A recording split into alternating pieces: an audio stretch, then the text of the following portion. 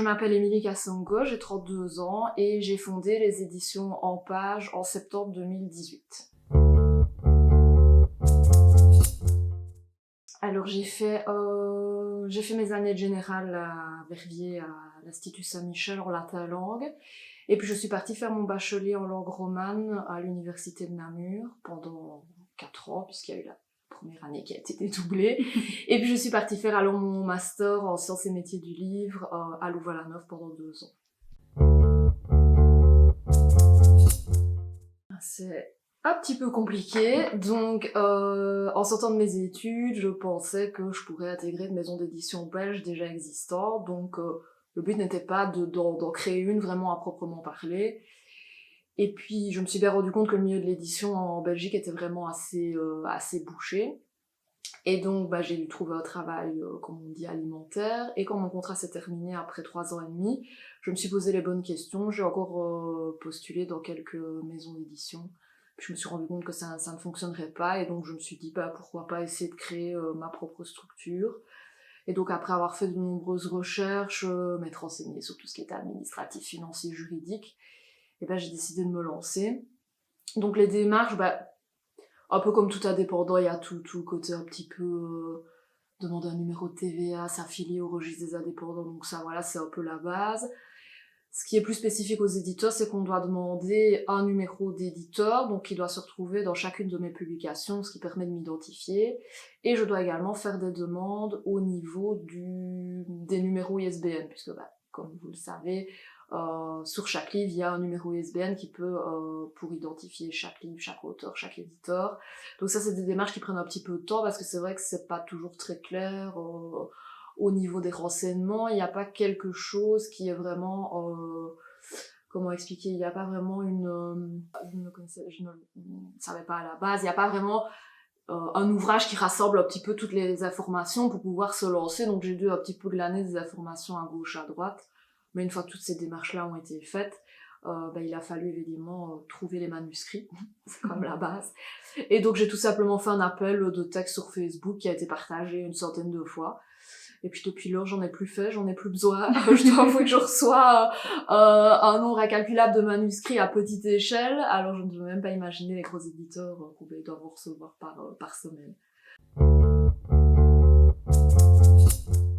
Pas vraiment, non. Les éditeurs, moi j'avais vraiment entendu que les éditeurs entre eux, c'était un milieu très fermé. Alors ça, j'arrête tout de suite, c'est pas du tout le cas. En tout cas, tous les éditeurs que moi j'ai rencontrés lors des salons ou même en visio sont très très sympas, très ouverts. J'ai eu pas mal de contacts avec certains que je recroise régulièrement, enfin que je croisais évidemment vu la période. Donc les éditeurs entre eux non, parce qu'il y a pas, on va dire que c'est une concurrence saine. Il y a tellement de manuscrits, tellement d'auteurs que je ne pense pas en tout cas qu'entre petits éditeurs il y ait vraiment une rivalité. En tout cas moi je ne la ressens pas si elle existe. Maintenant, en tant qu'éditeur, ça a été assez difficile parce que forcément quand on se lance, on doit aller présenter les livres dans les librairies, et donc ça c'est beaucoup plus compliqué parce que quand on est inconnu, qu'on arrive dans une librairie, qu'on explique le projet, tous les libraires ne sont pas toujours très ouverts, ce que je peux comprendre. Ils nous connaissent pas, ils connaissent pas la qualité du livre, ils connaissent pas l'auteur, et donc c'est vrai que pour se faire une place, en tout cas dans les points de vente, ça c'est beaucoup plus compliqué. Maintenant, on va dire que ça se passe bien dans certaines provinces, pas dans toutes évidemment, parce qu'il y a des provinces qui sont plus locales, on va dire, et donc qui préfèrent mettre en avant uniquement leurs auteurs locaux, ce que je comprends totalement. Mais donc ça a été un parcours assez difficile, de se faire une place dans les librairies. Il y a tellement de sorties par semaine que ça a quand même été la grosse partie assez compliquée. Et c'est vrai, quand je recevais des refus de certains libraires, je le prenais personnellement, alors que je sais avec le recul que ça n'avait rien à voir avec moi, mais s'ils doivent tout accepter, ils ne s'en sortent pas non plus. Donc au début, c'est vrai que c'était un petit peu difficile à encaisser. Maintenant, voilà, je passe au-dessus et je me rends bien compte que le métier de libraire est aussi un métier compliqué, ils doivent aussi être sélectifs, sinon ils peuvent pas tout prendre dans leur librairie, c'est pas possible. Alors moi j'ai pas vraiment de journée type, dans le sens où déjà je travaille de chez moi, et donc j'ai pas d'horaire de bureau, donc on peut dire que je suis pas spécialement une lève tôt, donc Euh, la journée type, ça dépend un petit peu des projets. Donc ici, il y a un livre qui est en fin de préparation, donc qui va partir chez l'imprimeur la semaine prochaine. Et donc là, évidemment, on est un petit peu dans le rush, comme on dit. On est dans les dernières mises en page, voir si tout va bien au niveau de la couverture. Donc mon temps est quand même assez consacré à cette sortie-là. Sinon, une journée type, c'est plutôt une semaine type chez moi, ce qui fait que j'essaie de partager mon temps entre la lecture des nouveaux manuscrits, qui me prend quand même pas mal de temps, et le travail effectivement sur les manuscrits qui ont déjà été sélectionnés et qui vont sortir dans quelques mois. Et donc, ça c'est quand même une grosse partie de mon temps. À côté de ça, évidemment, il y a tout le côté plus administratif et financier. Donc, j'ai pas vraiment de journée type, ça dépend vraiment de l'actualité. Je vous dis, en ce moment, c'est vraiment le temps est consacré vraiment à la sortie du prochain livre. Et à côté de ça, je dégage un peu de temps évidemment pour travailler sur les prochaines sorties aussi. Mais voilà, c'est vrai que quand on est tout seul, il faut vraiment partager son temps, et donc c'est une organisation un peu particulière. Par exemple, je travaille pas, comme je vous ai dit, je suis pas une lève-tôt, mais parfois alors je travaille tard le soir, donc c'est des journées un peu particulières chez moi. Mais le principal c'est que tout soit fait. J'ai des objectifs par semaine, et donc ils sont souvent remplis. C'est rare quand il y a du retard, même si ça arrive évidemment. J'ai pas vraiment d'idée éditoriale, parce que je pense qu'une fois qu'on se lance, si on commence à être trop sélectif, on risque de manquer de manuscrits à un moment. Et c'est surtout moi je ne connaissais, quand je me suis lancée, je ne savais pas du tout si les gens lisaient plus du policier, s'ils lisaient plus du fantasy, donc j'ai décidé de pas avoir de ligne éditoriale bien précise, ce qui fait que je publie un peu de tout. À la base, je m'étais consacrée à la fiction, mais j'ai aussi publié des œuvres finalement de non-fiction, donc voilà, tout ce que je ne publie pas, c'est de la poésie, parce que pour moi, c'est un style vraiment qui ne me parle pas du tout. C'est très spécifique, ça se vend difficilement, et donc ça, je refuse automatiquement. Et tout ce qui est aussi bande dessinée, etc., voilà, on m'en a proposé une. Je m'y connais pas assez, c'est vraiment, je pense, aussi un travail d'édition à part. Sinon, je publie un peu de tout. Ça, c'est le gros travail, vraiment. Au début, je lisais tout, donc je lisais chaque manuscrit, toute seule. Et puis je me suis bien rendu compte que c'était pas possible, parce que parfois je lisais un manuscrit, après 50 pages, je savais déjà que je ne le publierais pas, mais j'allais jusqu'au bout, parce qu'on n'est pas à l'abri d'une bonne surprise, donc voilà, ça me prenait énormément de temps. J'avais beaucoup de relances d'auteurs, ce que je peux comprendre, mais voilà, c'est vrai que quand on envoie un éditeur, on peut pas s'attendre à avoir une réponse là, le mois d'après, c'est pas possible. Donc j'ai constitué maintenant, il y a un an, un comité de lecture, qui me permet quand même déjà de faire un premier tri, même si je lis toujours tout ce que je reçois. Voilà, si je vois qu'un manuscrit a été mal noté par 10 membres du comité de lecture, on va dire que c'est pas le manuscrit que je vais mettre en priorité dans ma lecture. Donc ça m'aide énormément, et voilà, les membres me donnent vraiment des bons commentaires, ils jouent vraiment au jeu, donc ça, je les en remercie. Maintenant, on n'est jamais à l'abri d'une surprise, c'est pas parce que ça me plaît pas à deux personnes que ça me plaira pas à moi, donc c'est vrai que c'est très très compliqué. C'est un aspect que j'aimais pas beaucoup au début, de refuser un manuscrit, parce que je sais très bien que les auteurs mettent un peu d'eux dans leurs écrits. Et donc j'aimais pas leur faire de la peine, mais voilà, ça reste, c'est mon travail, et je peux pas publier tout ce que je reçois, c'est pas possible. Malheureusement, il y a des choses qui sont pas bonnes non plus, qui sont pas du tout abouties. Donc là, voilà, je peux pas publier tout ce que je reçois. Et donc, le comité de lecture m'aide vraiment à faire un premier tri. Et j'essaye, moi aussi, dans mes lectures, voilà, si j'ai publié récemment un fantasy, j'essaie que ma prochaine sortie ne soit pas un fantasy, sinon c'est tout le temps la même chose, et donc c'est trop compliqué. Mais donc, voilà, c'est vraiment une partie du travail qui est très, qui prend énormément de temps.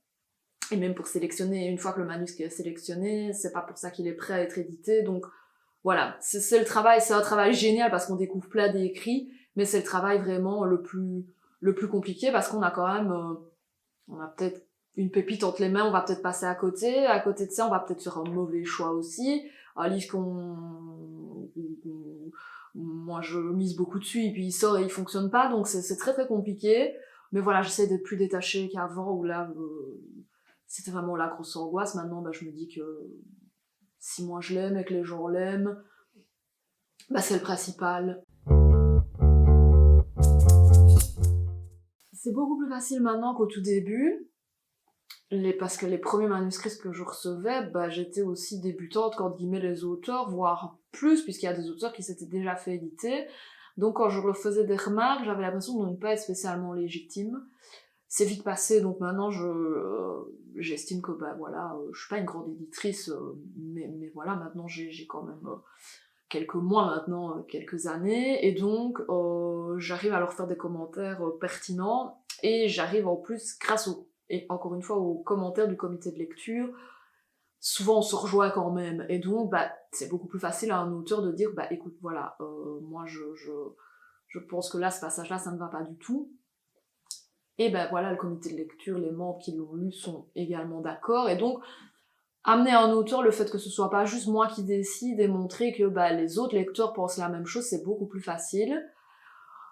Les relations avec mes auteurs se passent très très bien, c'est vraiment quelque chose sur lequel j'estime jouer énormément. Je vais dire qu'on est assez proches, mais ni toujours professionnellement, mais je veux dire, on a beaucoup de contacts, donc on s'écrit quand même souvent, parfois on se téléphone, même si c'est vrai que c'est pas toujours facile avec les emplois du temps. J'ai pas rencontré spécialement d'auteurs qui prenaient mal les choses. Maintenant, je peux comprendre qu'en tant qu'auteur, on ait mis vraiment tout son cœur dedans, et donc dire que certains passages, ça ne va pas du tout, qu'ils doivent réécrire, qu'il y a un personnage qui est pas abouti, ça doit pas être facile à entendre. Mais c'est toujours bienveillant et c'est toujours pour un mieux, et donc j'ai pas rencontré énormément, on va dire, de résistance. Souvent, c'est relativement bien pris.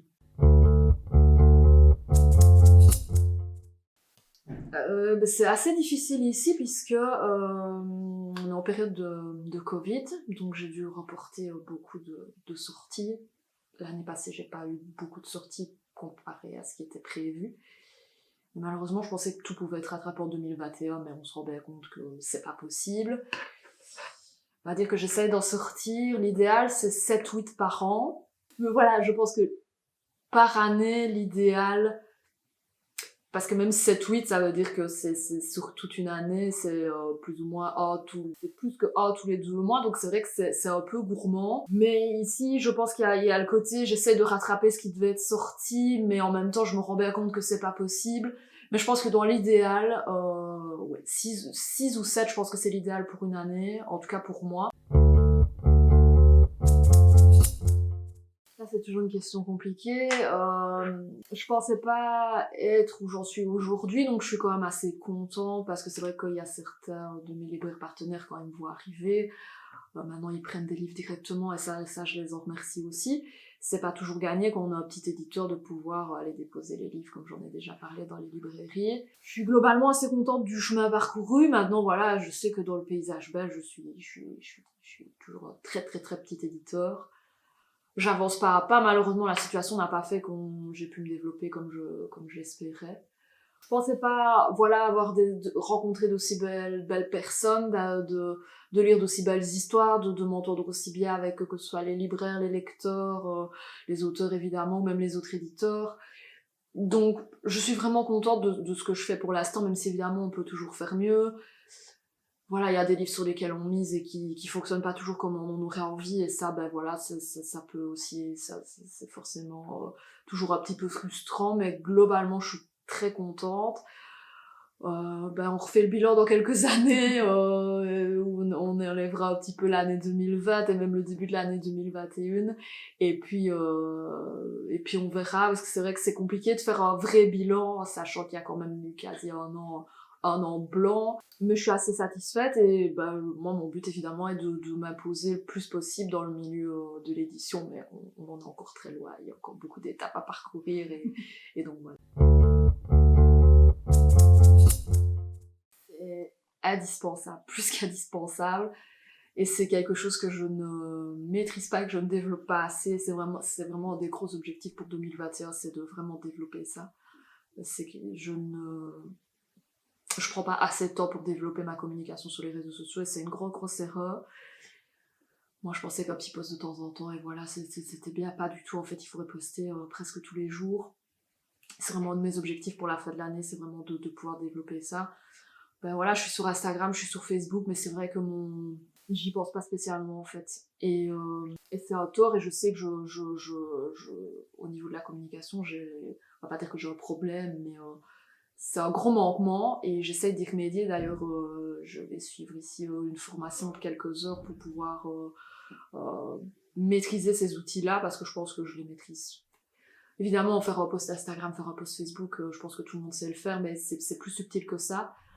Et quand je vois certains auteurs ou même certains éditeurs qui arrivent à publier quotidiennement, je sais que ça joue et que ça touche la communauté. C'est vraiment quelque chose qu'il faut que je développe, et j'essaie vraiment le plus possible de pousser mes auteurs à le faire aussi. Parce que je vois la différence entre un auteur qui est très présent sur Facebook, ou en tout cas sur Instagram, et un auteur qui ne l'est pas du tout. Ça joue vraiment au niveau des ventes, et quand je me suis lancée, je pensais pas que c'était aussi important.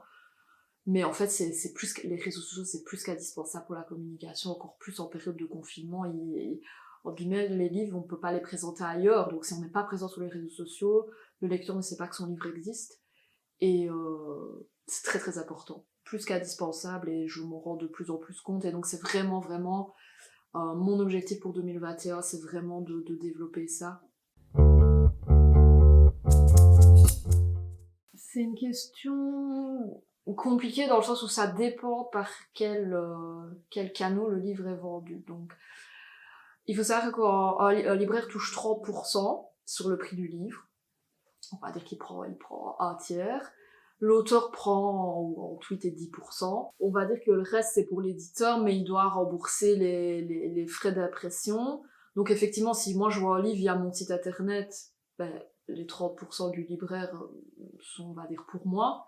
Donc c'est assez compliqué. On va dire que oui, l'éditeur est peut-être à 30, ouais, 25, 35. Ça, encore une fois, ça dépend aussi où on imprime, ça dépend plein de choses. Par exemple, j'ai mes livres jeunesse, vu que c'est des livres illustrés, bah forcément, ça coûte beaucoup plus cher à l'impression.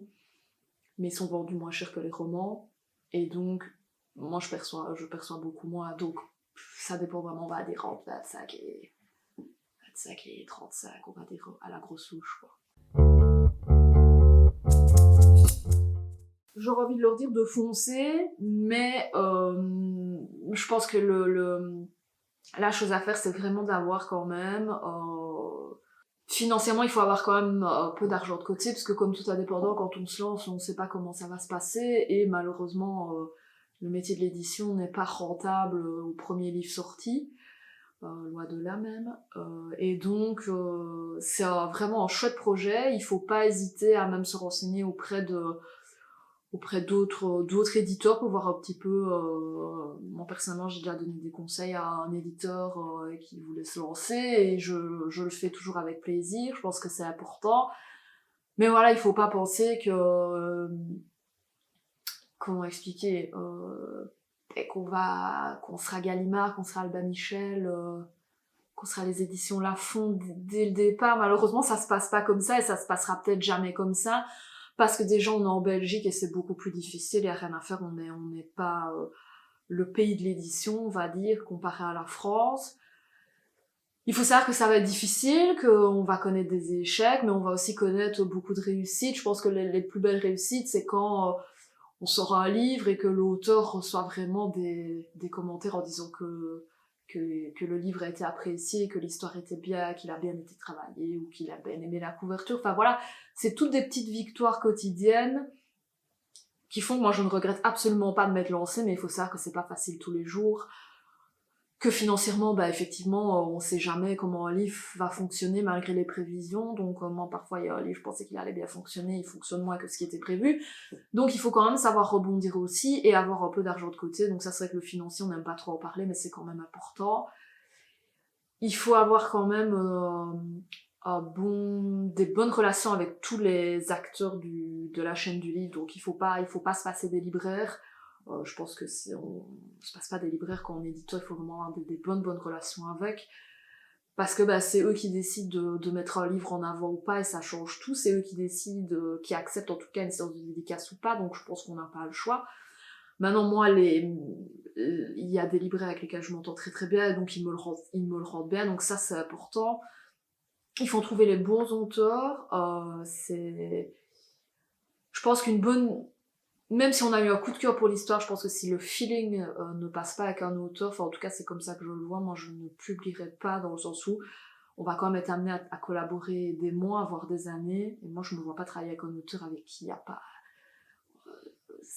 la communication ne passe pas, quoi. Donc maintenant ça c'est ma vision, peut-être qu'un autre éditeur donnera un autre avis, mais moi je dirais de foncer parce que c'est une très très belle expérience, c'est énormément de travail, c'est beaucoup de stress évidemment, mais moi je ne regrette pas une seconde et c'est que du bonheur, donc j'aurais tendance à dire de foncer, mais de quand même bien mesurer ce qu'on fait, et pas se lancer tête baissée en publiant n'importe quoi et en pensant que le livre va se vendre à des milliers d'exemplaires. Malheureusement ça fonctionne pas comme ça.